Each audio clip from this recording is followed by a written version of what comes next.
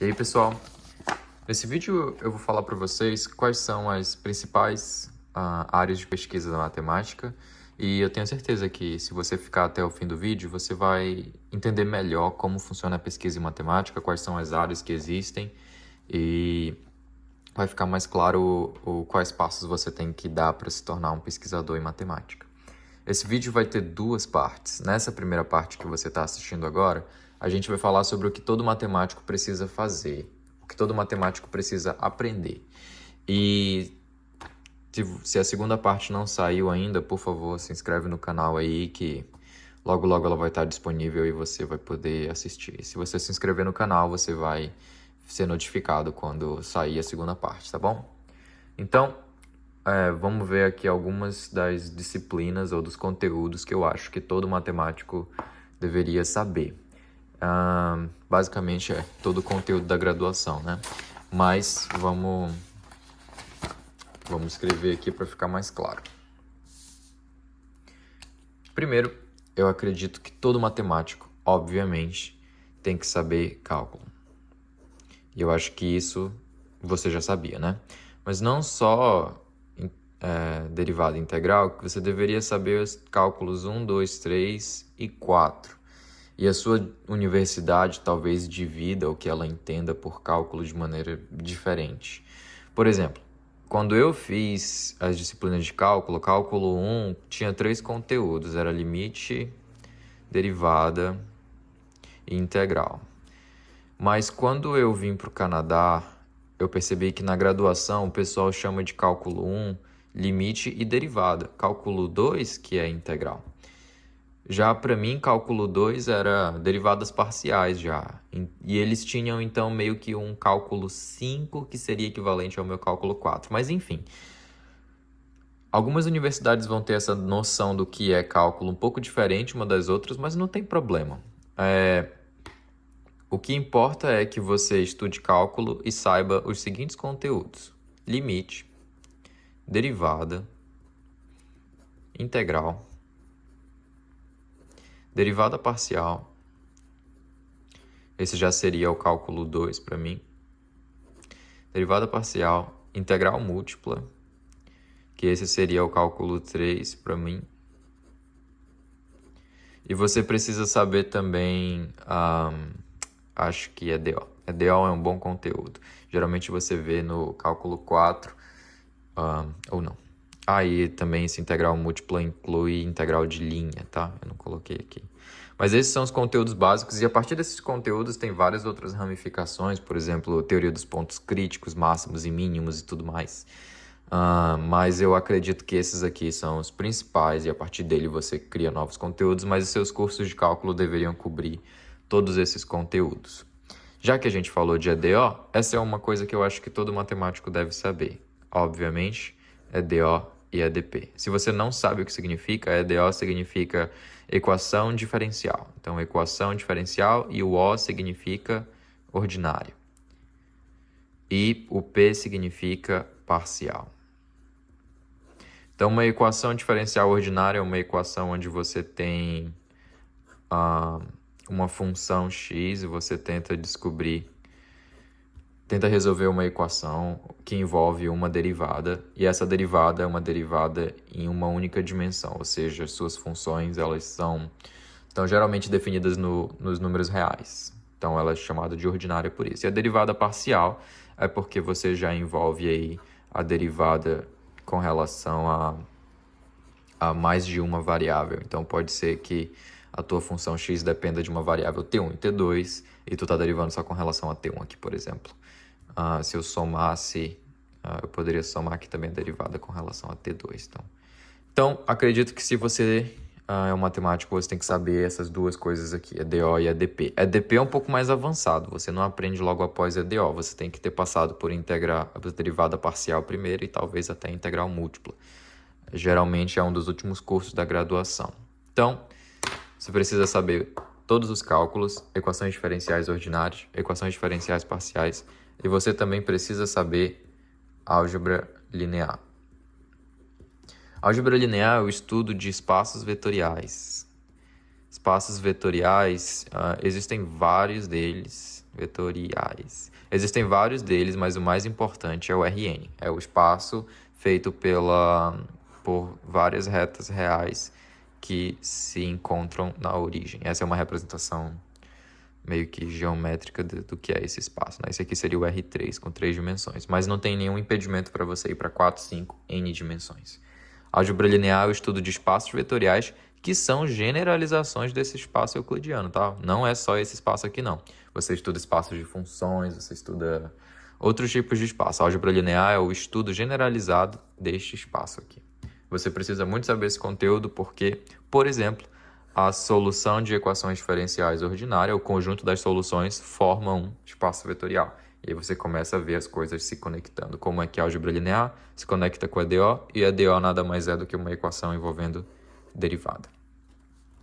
Outro conteúdo que eu acho que você deveria absolutamente saber é álgebra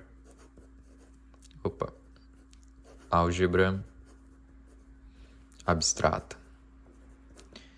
Em algumas graduações chama isso de álgebra moderna, eu acho. Mas álgebra abstrata basicamente é o estudo de estruturas. Então você está se preocupado aqui com estruturas. E o que é uma estrutura? Estrutura é qualquer tipo de modelo representativo de um objeto matemático. Eu acho que essa descrição é bem vaga, mas basicamente, por exemplo, você estuda o que é uma operação matemática, o que é uma função matemática, o que é uma relação matemática.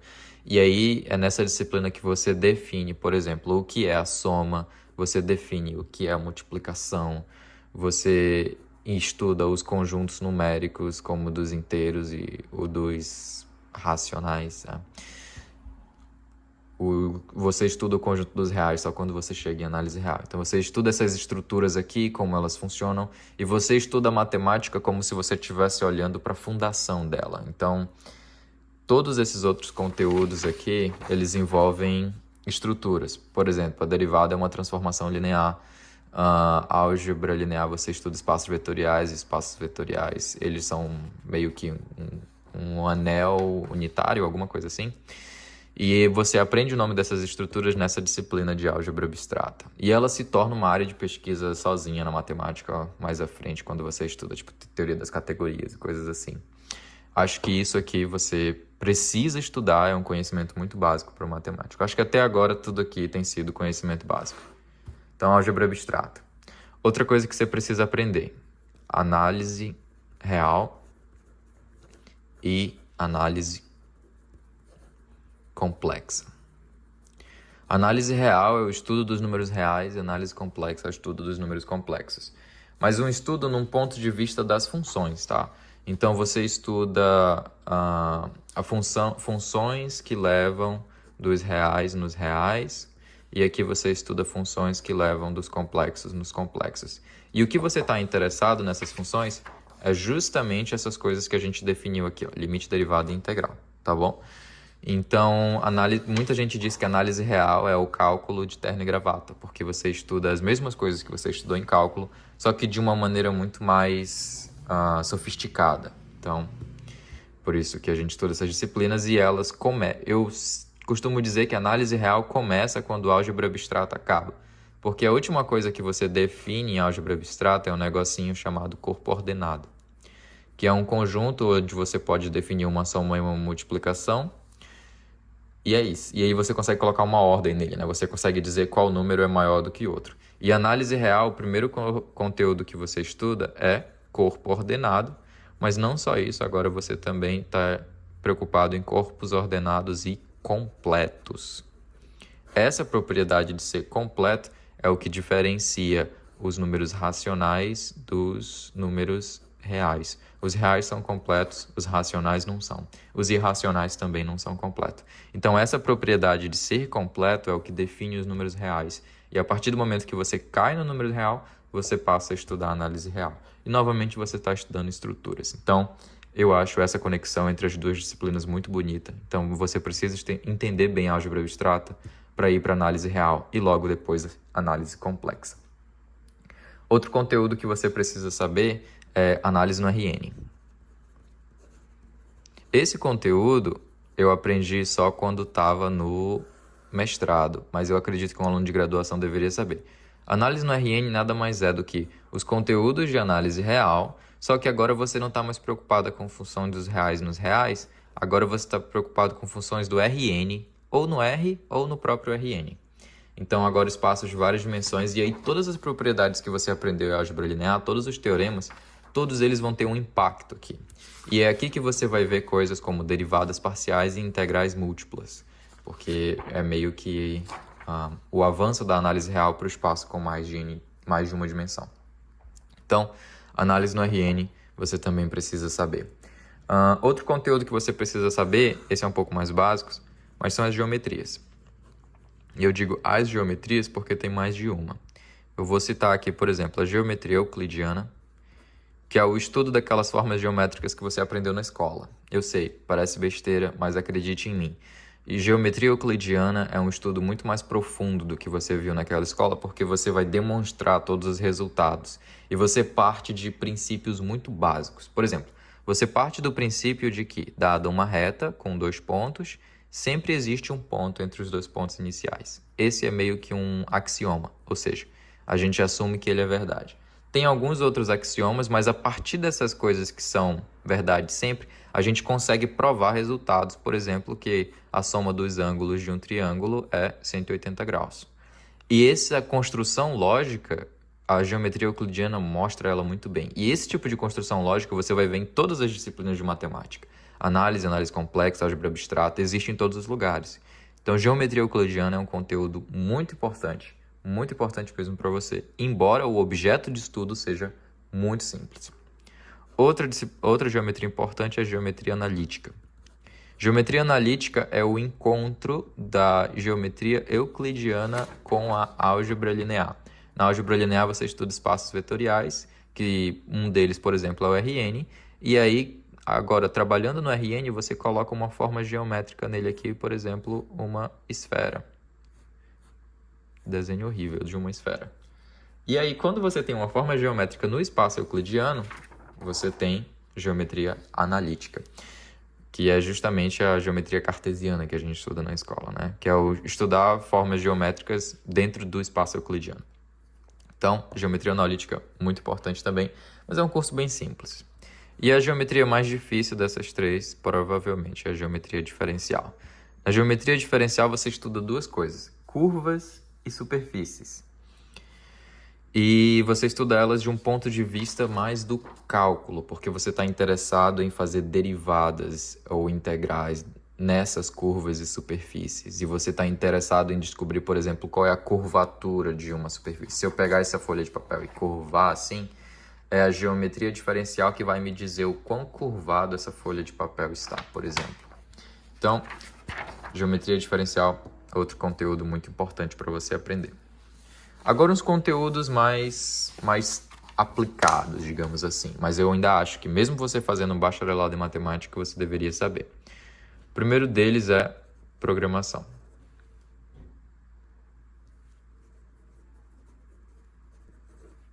E eu recomendo muito você aprender a programar numa linguagem chamada MATLAB. MATLAB eu acho que é Matrix Laboratory, que significa.